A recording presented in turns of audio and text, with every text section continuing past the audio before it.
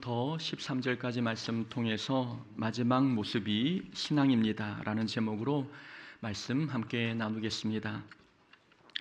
2022년 항저우 아시안게임 때 한국의 인라인 스케이트 팀이 3000m 계주 결승에 진출했었습니다. 결승에는 한국팀을 비롯해 인도, 이란, 대만 그리고 태국이 출전했지요. 신호탄에 맞춰 시작된 결승전, 한국은 처음부터 좋은 스타트를 보여주었고 초반부터 선두 그룹을 유지했습니다. 마지막 한 바퀴를 남겨놓고 한국 선수는 마지막 스퍼트를 올렸습니다. 한국이 1등으로 앞섰고 그 뒤로 대만 선수가 바짝 추격하고 있었습니다. 3위 그룹은 한참 뒤에 쳐져 있었습니다. 결승전이 5m, 4m, 3m로 가까워지고 있었습니다. 그리고 결승전 1m를 남겨두었을 때 한국의 마지막 주자는 승리를 확신하고 만세를 부르며 우승 세레머니를 했습니다. 그러는 사이 바로 뒤에 따라오던 대만 선수가 스케이트 날을 밀어넣었습니다. 비디오 판독 결과 0.01초 차이로 대만이 금메달, 한국은 은메달이 되었습니다. 3000m를 잘 달려오다가 마지막 결승선 1m를 남겨두고 역전을 허용했던 것입니다. 금메달과 은메달의 차이는 컸습니다. 금메달이 은메달로 바뀌면서 선수들은 군대에 가야 했고 연금 점수도 부족해 연금도 받지 못하게 되었습니다. 더 안타까운 것은 그 대회를 끝으로 인라인 스케이트 종목이 아시안게임에서 제외된다는 점이었습니다. 메달에 도전할 기회가 사라졌다는 뜻입니다. 0.01초의 방심이 많은 것을 빼앗아갔습니다. 매스컴에서는 이 경기 결과에 대해서 이렇게 평가했습니다. 끝까지 겸손함과 긴장을 유지하지 못해 벌어진 안타까운 상황, 이렇게 평가했지요. 물론 은메달도 잘한 일입니다. 그러나 마지막까지 겸손을 유지하지 못하고 최선을 다하지 않은 모습은 스포츠 정신에 어긋난다는 비판을 피할 수는 없었습니다. 끝까지 방심하지 않았다면 선수 개인에게도 더 큰 영광과 보상이 주어졌을 텐데 안타까운 결과였습니다. 스포츠에서 중요한 것은 마지막 결과입니다. 물론 과정의 노력을 부인하는 것은 아닙니다. 하지만 메달을 바란다면, 멸관을 기대한다면 중간에 1등으로 달리는 것은 중요하지 않습니다. 중요한 것은 결승선을 통과할 때의 결과입니다. 아무리 출발을 1등으로 했어도 결승선 바로 앞에서 넘어져 결승 라인을 통과하지 못하면 어떤 보상도 주어지지 않습니다. 그래도 중간까지는 1등으로 달렸으니 그래도 메달 반쪽이라도 줘야 하지 않습니까? 라고 말한다면 이 말이 통하겠습니까? 그래서 스포츠에서는 끝날 때까지 끝난 게 아니다 라는 말이 있습니다. 마지막 순간에 결과가 바뀔 수 있으니 끝까지 방심하지 말고 최선을 다해야 한다는 뜻입니다. 신앙생활도 이와 같습니다. 신앙도 시작보다 끝이 중요합니다. 지금까지 아무리 열심히 신앙생활했어도 마지막 순간에 믿음을 잃어버리면 그동안의 모든 수고는 의미를 잃게 됩니다. 신앙생활을 겸손과 성령 충만으로 시작했다 해도 마지막 순간에 겸손을 잃고 믿음의 결승선을 통과하지 못한다면 구원을 잃을 뿐만 아니라 하늘의 보상도 얻지 못합니다. 그래서 신앙은 시작보다 끝이 더 중요합니다. 가룟 유다는 예수님의 제자로 신앙생활을 시작했습니다. 그러나 그의 마지막은 예수님을 은 30에 팔아버린 배신이었습니다. 비록 유다의 인생이 배신으로 끝났지만 그래도 하나님 3년 동안 예수님을 열심히 따라다닌 것은 인정해줘야 하지 않습니까? 라고 말할 수 있겠습니까? 그렇지 않습니다. 성경은 이 가룟 유다를 실패한 자로 규정하고 있습니다. 그 사람은 차라리 나지 아니하였더라면 좋을 뻔하였도다. 성경이 유다를 평가한 내용입니다. 유다는 신앙생활을 믿음으로 출발했지만 그 끝은 배신과 자살로 마감했습니다. 그 결과 유다는 사도의 직분뿐 아니라 구원도 잃어버렸습니다. 성경이 유다를 실패한 자로 평가하는 이유는 시작을 보고 평가한 게 아니라 끝을 보고 평가했기 때문입니다. 빌라도 총독도 마찬가지입니다. 빌라도 총독은 예수님이 죄 없는 분임을 알았습니다. 나는 이 사람에게서 아무 죄도 찾지 못하였노라. 빌라도는 여러 번 이렇게 선언한 적이 있었습니다. 그래서 빌라도는 어떻게 해서든 예수님을 석방하려고 노력했습니다. 하지만 결국 예수님을 십자가에 못 박도록 사형 선고를 내렸습니다. 그래도 하나님, 빌라도가 예수님을 살리려고 노력했으니 빌라도의 그 노력만큼은 인정해줘야 되지 않습니까? 그래도 빌라도는 괜찮은 사람 아닙니까? 라고 평가할 수 있겠습니까? 전 세계 모든 그리스도인은 사도신경을 외울 때마다 예수님을 십자가에 넘긴 주범이 빌라도라고 밝히고 있습니다. 빌라도가 처음에는 진리에 대해서 궁금해하고 예수님의 말씀을 듣는 것을 좋아했어도 그 끝이 예수님에 대한 사형 선고였으니 우리는 빌라도를 사탄의 앞잡이로 기억하고 있는 것입니다. 빌라도를 이렇게 평가하는 이유도 그의 시작을 보고 평가한 게 아니라 끝을 보고 평가했기 때문입니다. 모든 스포츠가 결승선의 결과로 평가하듯 신앙도 끝을 보고 평가합니다. 과거에 열심히 신앙생활한 것이 중요한 것이 아니라 마지막까지 그 열심을 이어가는 것, 이게 훨씬 더 중요하다는 말씀입니다. 지금까지 신앙생활을 잘 해오셨는데 마지막에 믿음을 잃어버리신다면 얼마나 억울하겠습니까? 그렇다면 과거에 열심히 했던 모든 신앙생활은 소용없어지는 것입니다. 그러니 과거의 신앙생활이 하나님 나라의 상급으로 이어지게 하려면 우리는 마지막 결승선까지 믿음을 지키며 완주해야 합니다. 결승선의 결과가 구원의 당락을 결정하는 것입니다. 시작은 그 사람의 진짜 신앙이 아닙니다. 마지막 모습이 그 사람의 진짜 신앙입니다. 왕년에 열심히 신앙생활 했던 것, 그것이 그 사람의 진짜 신앙이 될 수 없습니다. 지금 하고 있는 신앙생활, 지금 보여주는 모습이 그 사람의 진짜 신앙입니다. 우리는 기억해야 합니다. 구원은 마일리지를 쌓아서 얻는 것이 아닙니다. 만약 구원이 마일리지로 결정된다면 지금은 신앙생활 하지 않아도 과거에 열심히 했던 그 마일리지로 구원받을 수 있을 것입니다. 그러나 구원은 그렇게 얻는 것이 아닙니다. 과거에 아무리 열심히 신앙생활 했어도 지금 믿음을 잃어버렸다면 그 사람은 구원에서 탈락할 수밖에 없습니다. 중요한 것은 과거가 아니라 현재이고 구원은 왕년의 믿음이 아니라 지금의 믿음으로 결정되기 때문입니다. 그러니 옛날에 열심히 신앙생활 했다고 해서 그걸로 충분하다고 안심하지 말아야 합니다.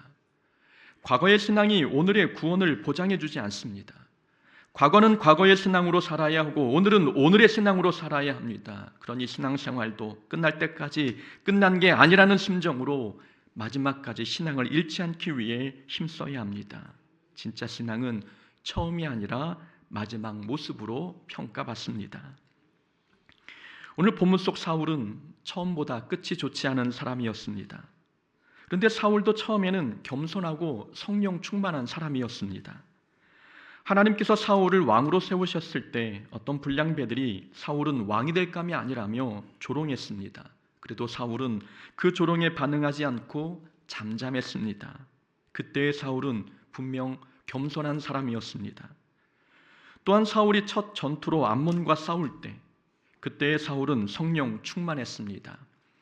사울이 이 말을 들을 때에 하나님의 영에게 크게 감동되매 사울은 하나님의 영에 크게 감동되어 암몬과의 전쟁을 승리로 이끌었습니다. 이렇게 시작은 겸손과 성령 충만으로 시작했던 사울이 마지막은 달랐습니다. 시간이 흐를수록 사울은 불순종의 길로 들어섰습니다. 위기를 만날 때마다 말씀에 순종하기보다는 자기 욕심을 따랐고 하나님의 영광보다 자기 영광을 구하기 시작했습니다. 점점 사울 마음에는 겸손이 사라지고 교만이 자리 잡았습니다.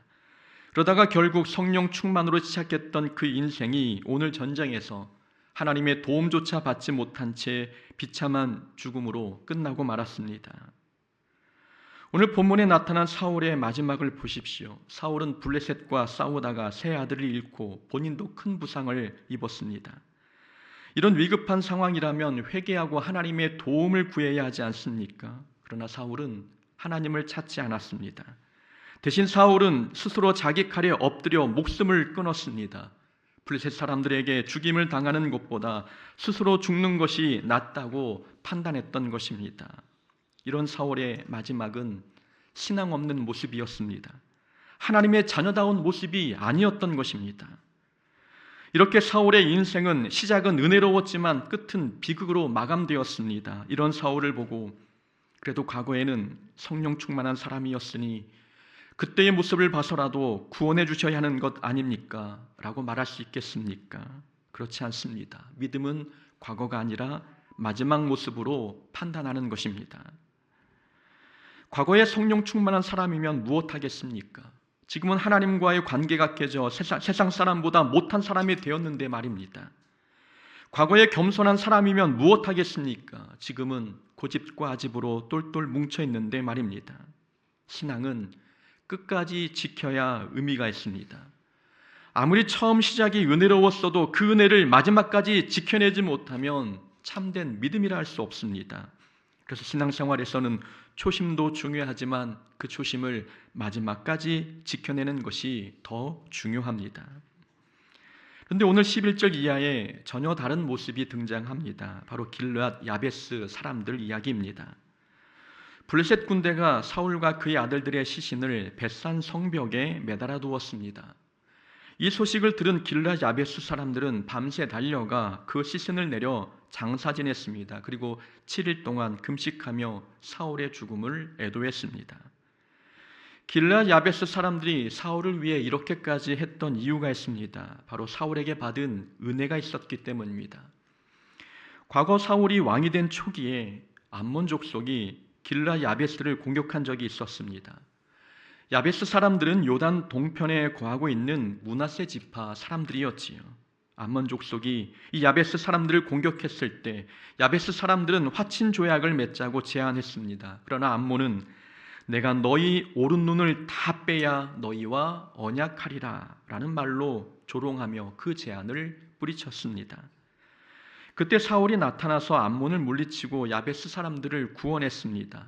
사울이 아니었다면 야베스 사람들은 온갖 굴욕과 모욕을 당하며 암몬의 종이 되었을 것입니다.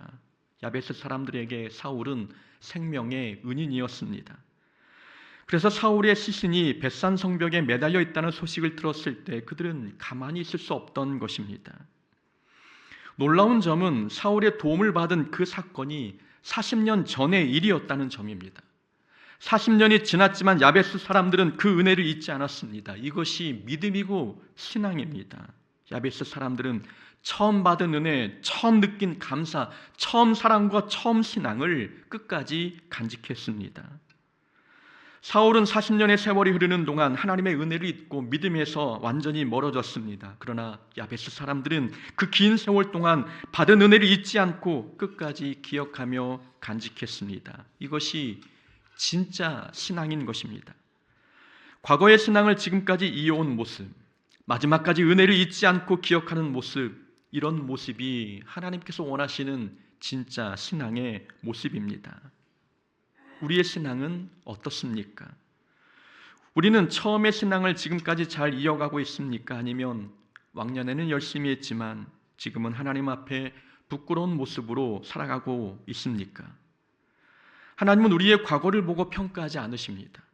우리가 아무리 과거에 하나님을 위해 충성 봉사하며 수많은 업적을 남겼어도 하나님은 과거보다 오늘의 우리의 모습을 보고 계십니다. 그러니 우리는 과거의 영광에 취해 오늘을 방심하며 살지 말아야 합니다. 신앙은 과거 완료형이 아니라 현재 진행형이어야 합니다. 과거에는 골리앗을 때려잡는 믿음이 있었어도 지금은 하나님을 떠나 방황하고 있다면 그건 믿음이 아닙니다. 나는 옛날에는 열심히 신앙생활했어. 나는 과거에 저 사람보다 훨씬 더 많이 충성하고 헌신했어. 이런 말을 많이 해봤자 그건 신앙이 아닙니다. 과거에 우리의 신앙생활이 얼마나 화려했던지 하나님이 보시는 것은 우리의 과거가 아니라 지금 이 순간 하나님 앞에 서 있는 현재의 모습입니다. 과거의 신앙으로 오늘을 살아갈 수 없습니다. 어제의 기도로 오늘을 버틸 수 없고 과거의 믿음으로 오늘의 믿음을 대체할 수 없습니다. 이스라엘 백성은 만나의 기적을 체험하고도 가나안 땅에 들어가지 못하지 않았습니까? 과거의 은혜가 오늘의 구원을 보장할 수 없음을 보여주는 것입니다. 신앙생활에서 중요한 것은 어제가 아니라 바로 오늘이기 때문입니다. 그러므로 우리는 결승선에 이를 때까지 믿음을 꼭 붙들어야 합니다. 마지막 순간까지 방심하지 말고 열심히 신앙생활을 해야 합니다. 믿음은 마지막 모습으로 평가받습니다. 그러니 우리가 과거의 영광스러운 나날을 보냈어도 지난날의 모든 영광을 잊어버리고 앞에 있는 표대를 향해 마지막까지 열심히 최선을 다해 신앙생활을 해야 합니다. 그래야 처음과 끝이 다른 사울의 길이 아니라 끝까지 믿음을 지킨 다윗의 길을 가게 될 것입니다. 그렇다면 사울은 무엇이 문제여서 처음 신앙을 끝까지 이어가지 못했을까요? 우리의 믿음이 마지막까지 무너지지 않으려면 어떻게 해야 하는지 사울의 인생을 반면교사 삼아 끝까지 무너지지 않는 신앙의 원리를 본문을 통해 찾아보겠습니다. 먼저 우리의 처음 신앙이 끝까지 이어지려면 위기 때마다 하나님을 붙들어야 합니다. 사울의 가장 큰 문제는 위기 때마다 하나님을 붙들지 않고 자기 뜻대로 판단했다는 점입니다. 오늘 본문 31장과 30장을 비교해 보겠습니다. 30장은 다윗이 아말렉 족속과 싸우는 내용이고 오늘 본문은 사울이 블레셋과 싸우는 내용입니다. 이 두 전쟁은 장소는 다르지만 같은 시기에 같은 시간에 일어난 전쟁입니다. 30장과 31장을 비교해 보면 구조가 비슷합니다. 아말렉의 공격으로 다윗과 그의 사람들은 아내와 자녀를 잃었습니다. 사울 역시 블레셋과의 전쟁에서 자녀를 잃었습니다. 다윗을 따르는 자들이 자녀를 잃은 슬픔에 분노하여 다윗에게 돌을 던져 죽이려 했습니다. 오늘 본문 속 사울도 블레셋이 쏜 화살에 맞아 중상을 입었습니다.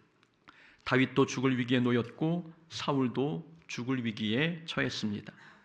그런데 다윗은 하나님을 힘입어 용기를 얻었지만 사울은 자기 칼에 엎드려 스스로 목숨을 끊었습니다. 다윗과 사울은 모두 같은 위기를 만났지만 결과는 완전히 달랐습니다. 이유는 위기를 만났을 때 반응이 달랐기 때문입니다. 다윗은 위기 때 하나님을 붙들었습니다. 하나님께 기도했고 하나님의 뜻을 물었으며 그 말씀대로 움직였습니다. 그래서 아말렉을 추격하여 잃어버린 모든 가족을 되찾아왔습니다. 그러나 사울은 그의 인생에서 가장 절박한 순간에도 하나님을 찾지 않았습니다. 중상을 입어 하나님의 도움이 절실한 그때에 사울은 하나님 앞에 엎드리지 않고 자기 칼에 엎드렸습니다. 그 결과 사울도 죽고 이스라엘도 무너졌습니다. 사울과 다윗의 차이는 다른 데 있지 않았습니다.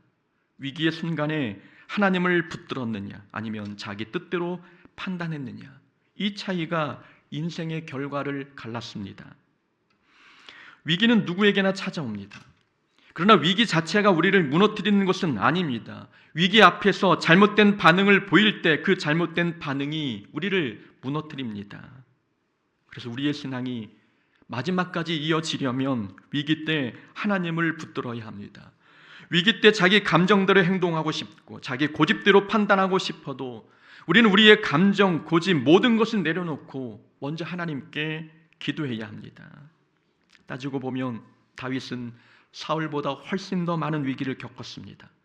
그런데도 다윗은 위기를 겪을 때마다 안전했고 믿음은 더 성장했습니다. 다윗이 위기 때마다 하나님의 뜻대로 움직였기 때문입니다. 그러나 사울은 위기를 겪을 때마다 불안했고 믿음은 점점 퇴보했습니다.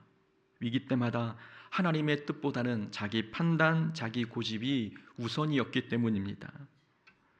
생각해 보십시오. 사울이 블레셋과의 전쟁에서 사무엘을 기다리지 못하고 번제를 드린 것도, 그리고 아말렉 전쟁에서 하나님의 명령을 끝까지 순종하지 않은 것도, 그리고 하나님께서 침묵하셨을 때 무당을 찾아간 것도 모두 위기의 순간에 하나님이 아닌 자기 판단을 따른 결과였습니다. 만약 사울이 위기 때마다 하나님께 끝까지 매달렸다면 사울의 인생은 분명 달라졌을 것입니다. 그러나 사울은 위기 때마다 자기 감정대로 행동했고 자기 고집대로 판단했습니다. 그러니 다윗이 위기 때마다 하나님께 점점 가까워질 때 사울은 점점 하나님에게서 멀어졌습니다. 우리는 위기의 순간에 어떻게 반응하고 계십니까? 삶의 위기를 만나면 우리는 기도부터 하십니까? 아니면 감정대로 행동하십니까? 우리는 속으로 그렇게 생각할지 모르겠습니다. 나는 그래도 사울보다 낫지. 나는 사울처럼 감정대로 고집대로 행동하지는 않았어라고 생각할지도 모르겠습니다.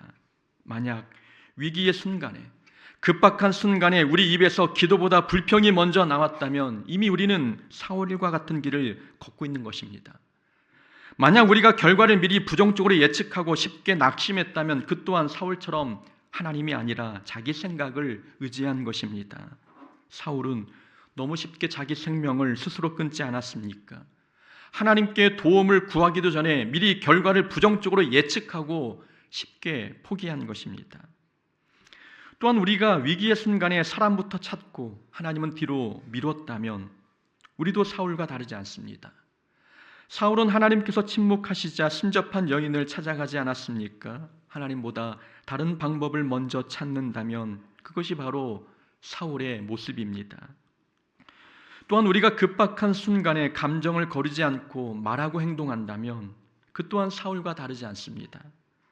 사울은 감정이 올라올 때마다 칼이든 창이든 손에 잡히는 대로 던졌습니다. 급박한 순간에 우리가 거르지 않고 했던 우리의 말이 사울의 칼이나 창보다 더 날카롭지는 않았습니까? 그런데 과연 우리가 사울보다 낫다고 말할 수 있겠습니까? 우리가 위기의 순간에 기도하지 않으면, 위기 때 신앙의 기준대로 행동하지 않으면 우리는 사울처럼 언제나 감정이 이끄는 대로 판단하고 행동하게 될 것입니다. 사울이 스스로 칼에 엎드려 죽었다는 것은 사울이 외부의 문제 때문이 아니라 스스로 몰락했음을 뜻합니다. 위기 앞에서 하나님을 붙들지 않았기 때문에, 하나님을 떠났기 때문에 자기 문제로 인해 스스로 무너진 것입니다. 우리의 신앙이 마지막까지 이어지려면 우리는 위기 때마다 하나님을 붙들어야 합니다. 위기일수록 먼저 기도해야 합니다. 기도하기 전에는 결정하지 말아야 합니다. 감정도 내려놓고 고집도 내려놓고 먼저 하나님께 묻고 순종하고 움직여야 합니다. 그것이 하나님을 붙드는 신앙입니다.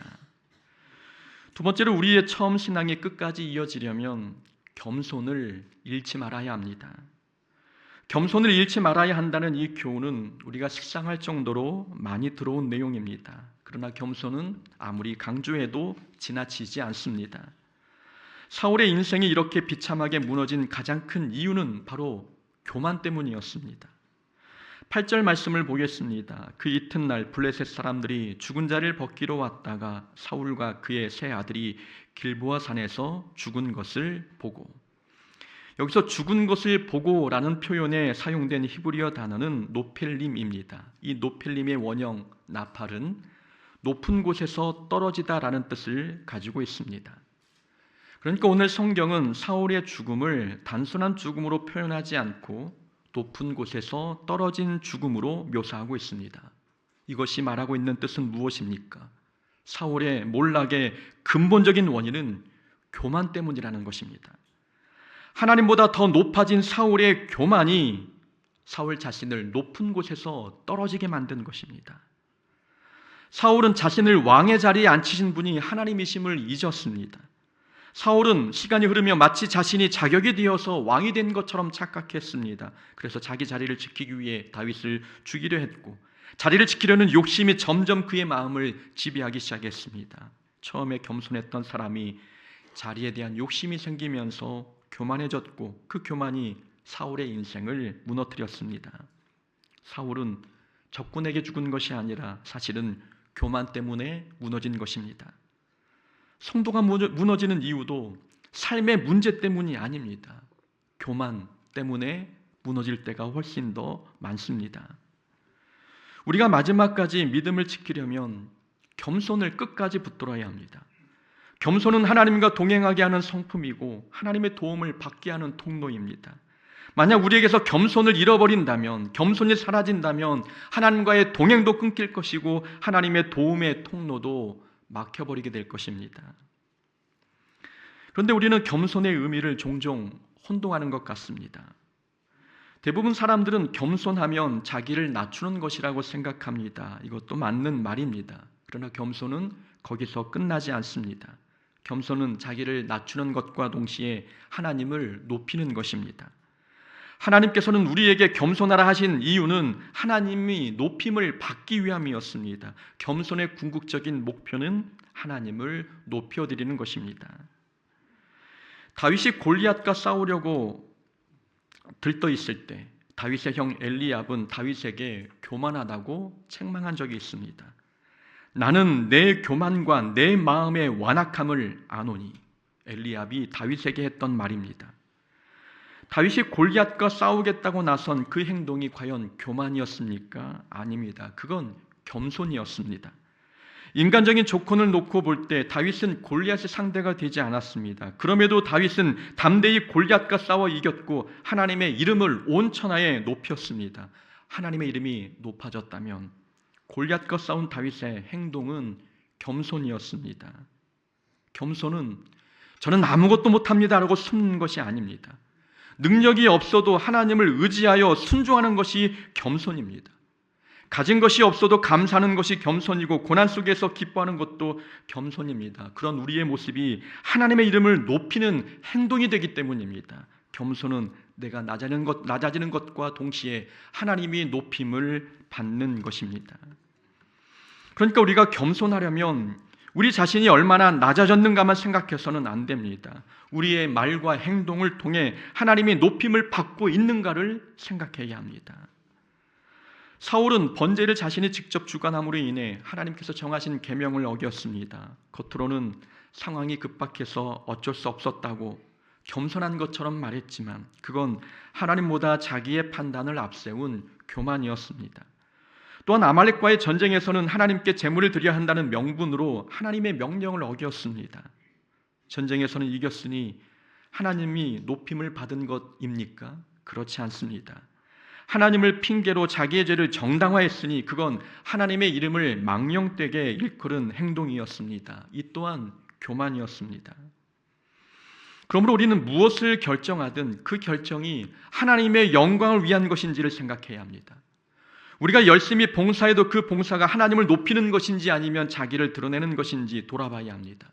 성도의 교제 속에도 하나님이 높아지고 있는지, 의견이 충돌할 때 하나님의 영광을 기준으로 선택하고 있는지, 또한 하나님의 영광을 위해 내가 참고 양보하고 용서하고 있는지, 우리는 무엇을 하든 하나님이 높임을 받고 있는가를 생각해야 합니다. 하나님을 높이고 있지 않다면 그건 매우 위험한 신호입니다. 하나님을 높이고 있지 않다면 그건 겸손을 잃고 교만이 자리 잡고 있다는 증거일 수 있기 때문에 매우 위험한 신호입니다. 사울의 인생은 능력이 없어서 무너진 게 아니었습니다. 겸손을 잃어버렸기 때문에 무너졌던 것입니다. 우리가 겸손을 잃지 않을 때 우리의 믿음은 마지막까지 지켜낼 수 있고 하나님께서 주실 상급도 거머쥘 수 있는 것입니다. 사울은 처음부터 하나님을 떠난 사람이 아니었습니다. 처음에는 믿음의 사람이었습니다. 하지만 위기 때 하나님 대신 자기의 생각을 붙들었고 겸손을 잃고 교만해지면서 점점 하나님에게서 멀어졌던 것입니다. 사울이 아무리 많은 죄를 범했어도 끝까지 하나님께 엎드려 회개했다면 하나님께서는 그를 용서하셨을 것입니다. 하나님은 과거가 아니라 지금의 모습을 보시기 때문입니다. 그러니 우리는 과거에 하나님께 큰 죄를 범했다 해도 두려워하지 말아야 합니다.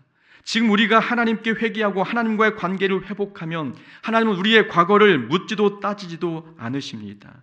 또한 반대로 과거에 우리가 아무리 열심히 신앙생활을 했어도 지금 하나님 앞에 바로 서 있지 아니하면 우리는 하나님으로부터 책망을 받게 될 것입니다. 신앙은 시작보다 끝이 중요하고 처음보다 나중이 더 중요합니다. 그러니 우리가 마지막까지 믿음을 잘 지키려면 위기 때 하나님을 붙들어야 하고 교만이 마음에 자리 잡지 못하도록 겸손을 끝까지 붙들어야 합니다. 신앙생활은 끝날 때까지 끝난 게 아닙니다. 마지막 결승선에 도착할 때까지 하나님만 붙드시고 겸손을 잃지 않기를 주의 이름으로 축원합니다. 아멘.